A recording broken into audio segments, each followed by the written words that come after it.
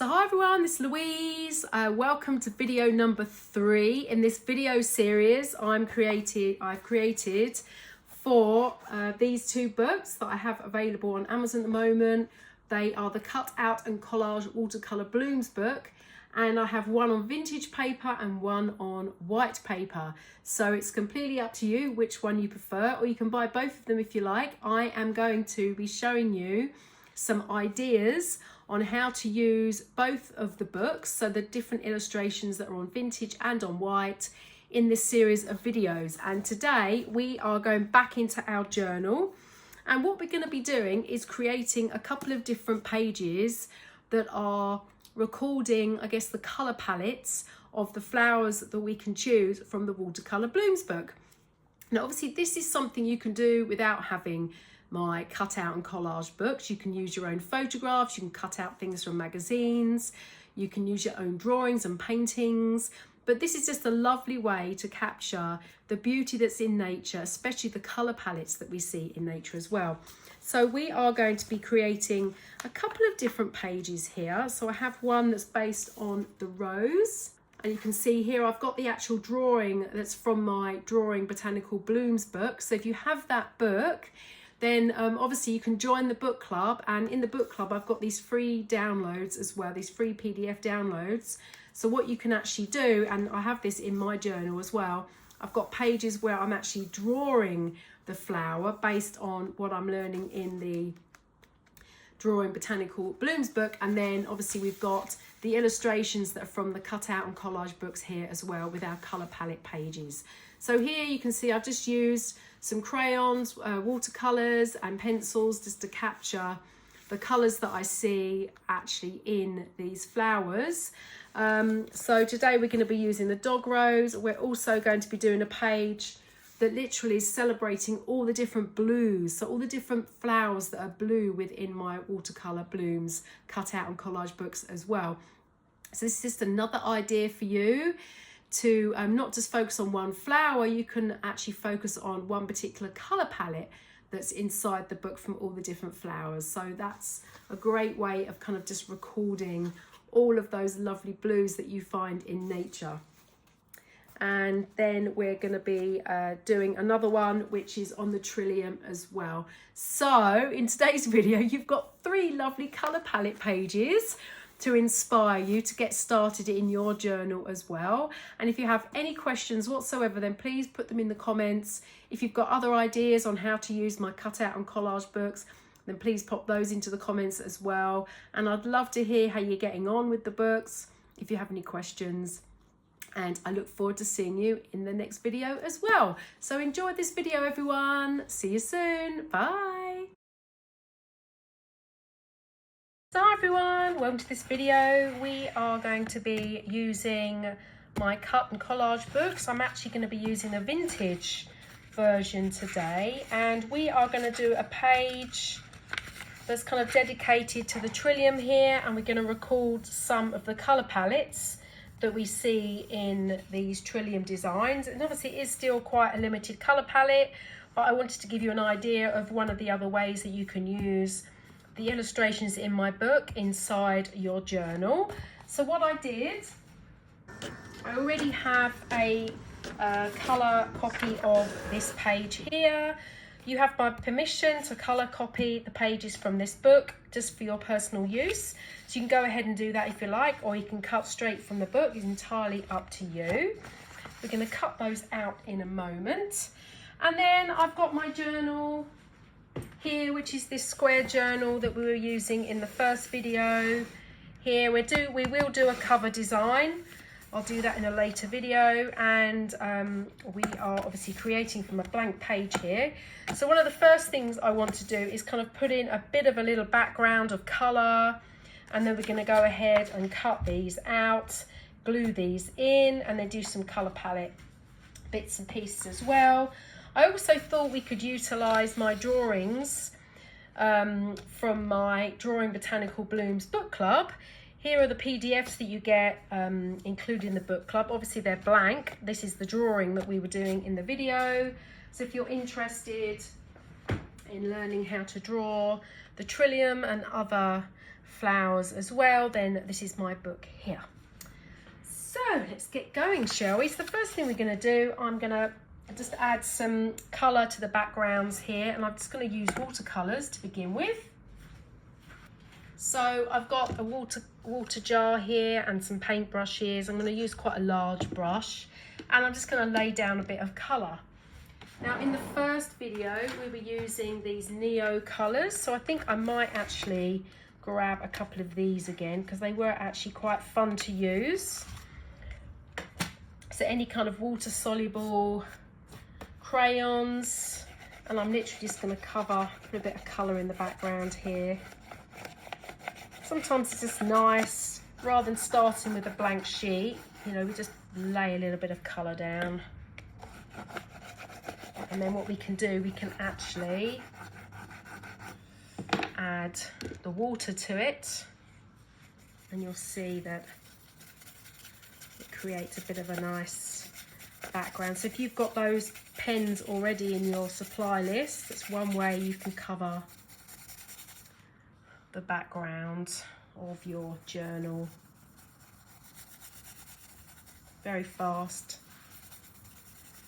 A great way to get rid of that blank white space. Alternatively, I've got some just regular pans of watercolor here, so if you want to add, you know, some other bits and pieces to your page, you can kind of grab something here and you can just kind of add a bit more to your backgrounds, just to add a bit of variation.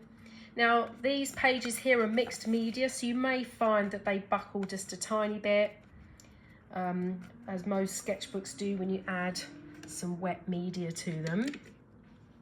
But this is just a fun and quick way of adding a background here.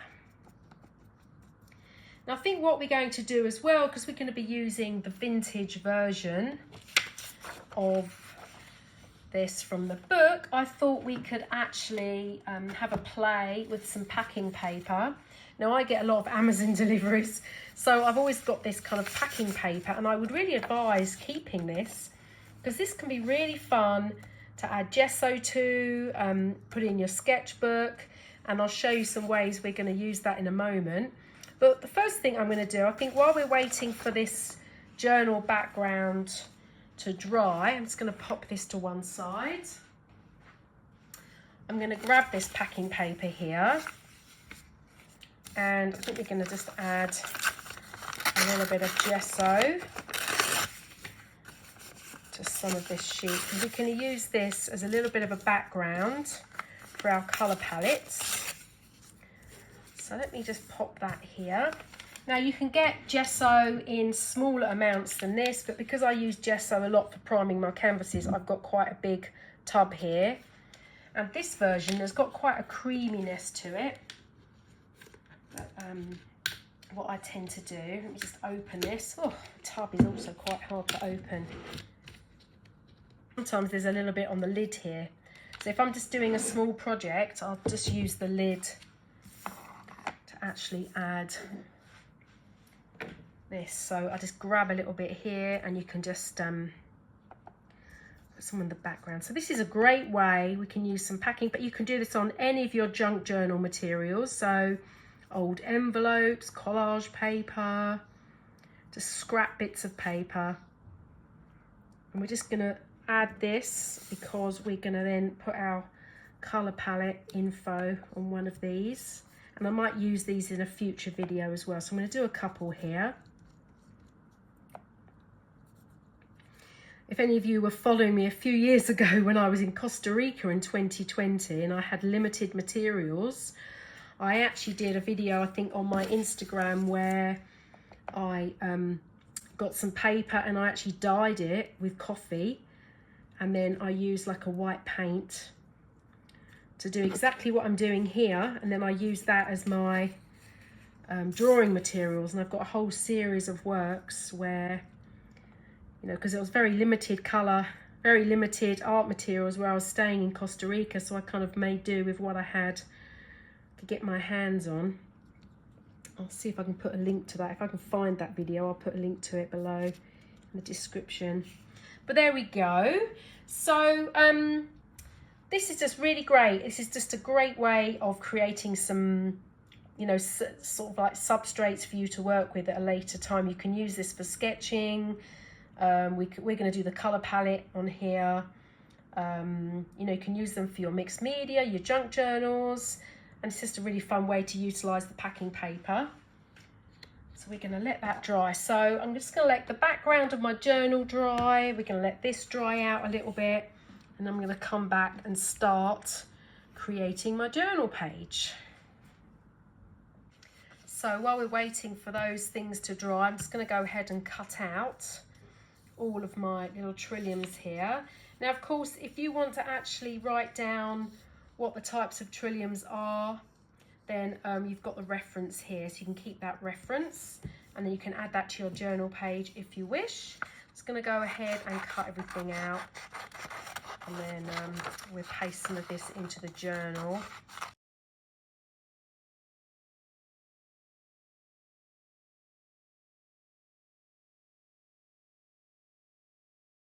So now everything's cut out, I'm just going to have a little bit of a play around, decide which drawing I'm going to include on here from my Botanical Blooms book.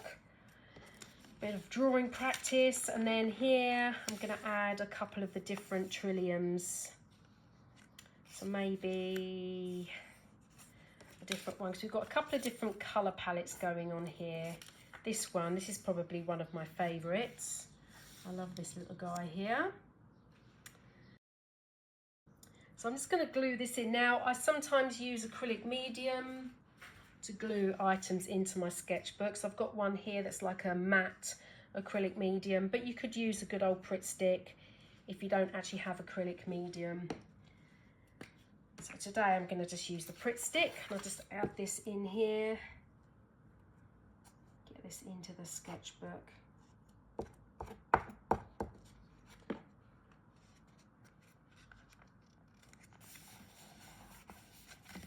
And then what we could do, we can actually use the acrylic medium just to glue the edges down. Now these are not quite dry yet, but this is kind of what I'm thinking. Maybe something like this can go here, and maybe this one can go over here. So I want to keep room to be able to paste those in later on. But for the time being, I'm going to go ahead and I'll just add these to the book.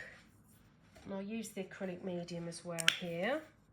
And I just use my finger, but you can go ahead and use a paintbrush if you prefer. I'll just make sure all of this is down securely. And I'll show you a couple of different ways for adding the colour palettes to your page. So I'll just go around here with the acrylic medium just to make sure this is all glued down nicely. So obviously I've just used the Pritt stick on there. And we leave a few little gaps in between the illustrations, because I might actually write or draw or kind of paint in between where the illustrations are. First of all, get this glued down and let it dry for a little while. Oops. And you can see I've quite, I haven't really gone right to the edge. I've kind of left, it's kind of a bit higgledy-piggledy how I've cut these out, and that's totally fine. It's entirely up to you how precise you want to be when you cut the illustrations out of the book. I kind of like mine to be a little bit random like that. You can go right up to the edge if you want to. But you can see this is the photocopy, the colour photocopy I'm using, and it actually does copy very well. So whether you're using the illustrations straight from the book or just using photocopies, they'll be great just to paste into your journal.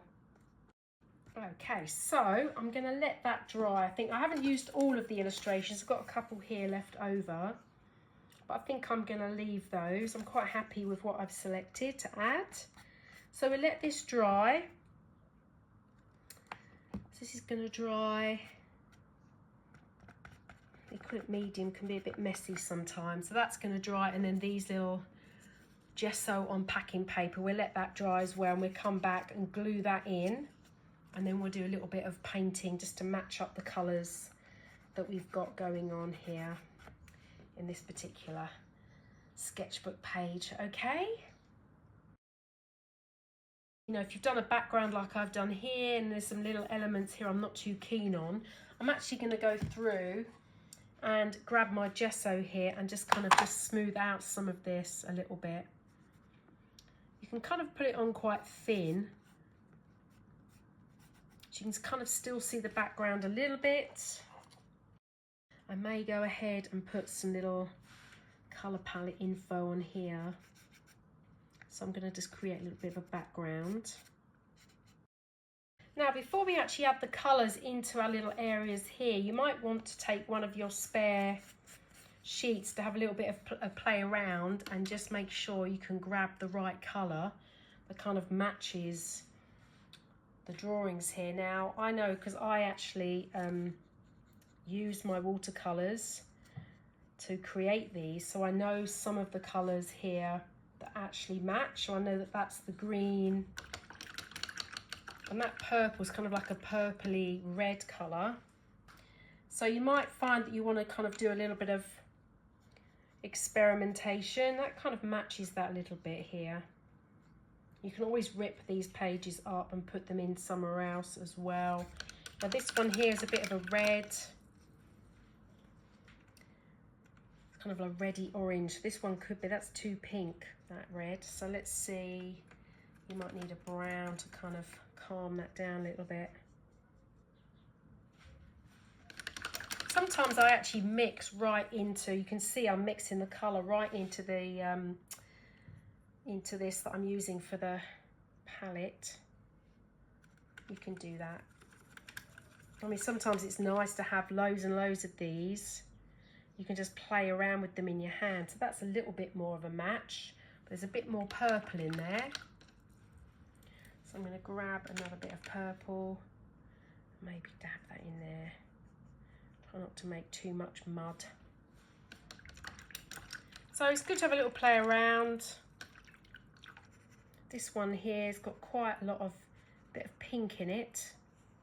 I definitely didn't do very well with this one. That's got more red in there.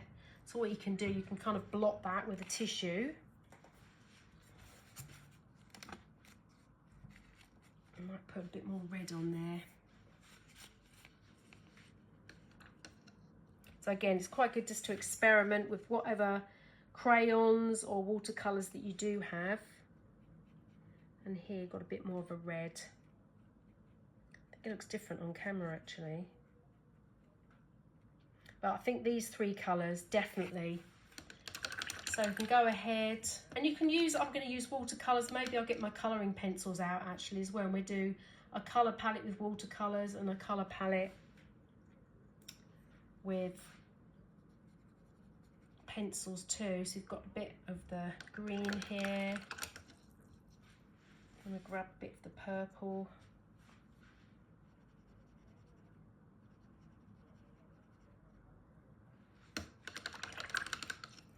Of course, this down here has the green as well. It's kind of a bit of a, I think this one's a moss green actually. It's a Winsor & Newton watercolour. You can have a little play then with your colouring pencils as well. So, just using the tester we've got here.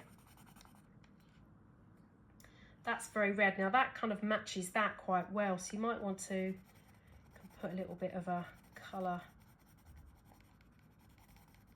in here.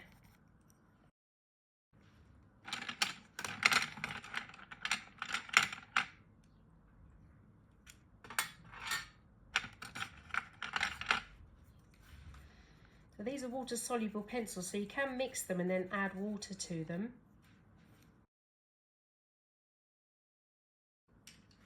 And you can even glue in your experiment piece. You can actually glue that in. We can rip that up and glue that in as well. Sometimes it's quite nice just to have a little bit of a play. It's still a bit wet actually, so you might want to wait till it's a bit drier. You can glue this in. And then if you wanted to go ahead like we did with the first journal page and go ahead and kind of write in what some of these trilliums are. I mean, obviously I'm using the trillium as an example, but go through the book, go through the cut and collage book and look at all the different flowers you've got, and maybe there'll be a different colour palette that you quite fancy recording in your journal. So this one, obviously there's a lot, there's purples, greens, there's kind of like a bit of a reddy colour over here. That's a bit more vibrant than this here, but that's kind of like a very similar colour. And then we've got like a pinky red going on here as well. So I might want to actually, once that's dry, I might actually take that off and then glue that in here. I quite like the vintage backing as well. So I'm going to grab my pen. I'm going to write in, I think, what some of these trilliums are. So this one's a trillium persilium. So we can put in here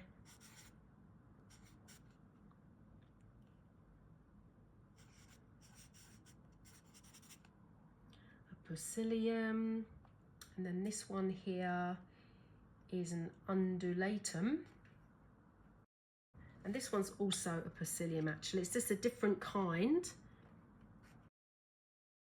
And if you wanted to even some of these spaces here, you can even sketch the shape of the trilliums in here as well. So if you've been drawing, you can even kind of have a go at drawing some. And these are in the 3. One of the other things you can do with your pages as well, sometimes it's actually quite nice to rip the edge. I tend to kind of, I love to do that. I like to have something that's a bit misshapen as well. So you can go through, just rip the sides of your journal. And what's great about Sketchbook, you know, it can just be messy. It can just be like trying things out, experimenting. So there's no perfect way of doing your pages. It's just using the illustrations as a starting point, really. So we grab that in here, pop that in.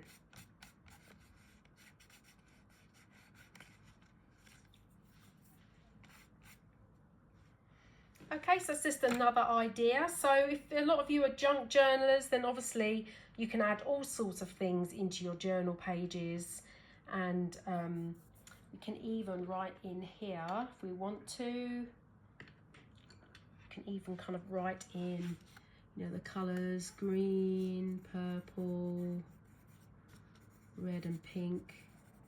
And just do some scribbling, some writing as well, and you can even just do a little bit of a scribble if you want to.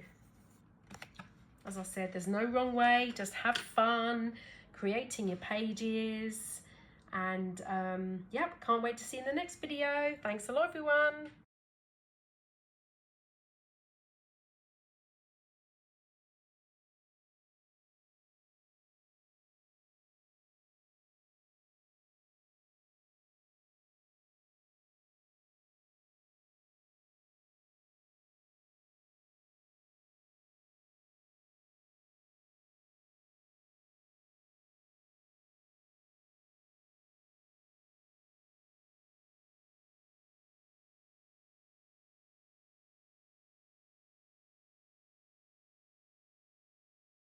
I'm gonna play around with creating a little bit of a dog rose journal page here, and we're gonna cut this up.